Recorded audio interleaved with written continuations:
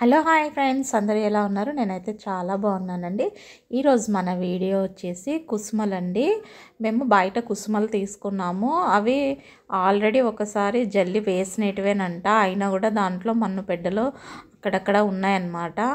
అది రావట్లేదు చేయడానికి. అందుకనేసి ఆ చిన్న మన్ను పెడ్డలు పోయినా కూడా అక్కడక్కడ పన్నా కూడా ఆయిల్ ఖరాబ్ అవుతుంది. మేము తీసుకునే వాళ్ళ దగ్గర కూడా మా దగ్గర తీసుకునే వాళ్ళ దగ్గర కూడా బాగుండదు కదండి ఆయిల్.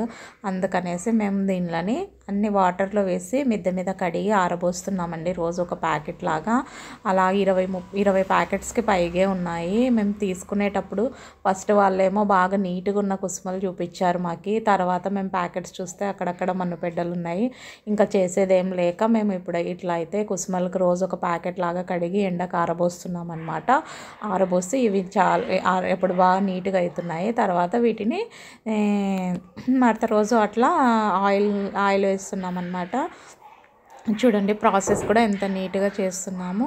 కుసుమ నూనె హెల్త్కి చాలా మంచిదండి. షుగర్ పేషెంట్స్కి కానీ, బాలింతలకు కానీ, మామూలు వాళ్ళకి కానీ చాలా మంచిది. ఎట్లాంటి డౌట్స్ లేదండి. చూస్తున్నారు కదా మా వీడియోస్. మీకు నచ్చుతున్నట్టయితే లైక్ చేయండి, షేర్ చేయండి, సబ్స్క్రైబ్ చేయండి.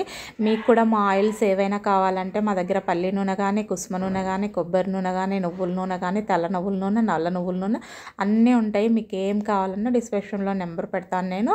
చూసి మీరు కూడా ఆర్డర్ చేసుకోండి. Bye bye.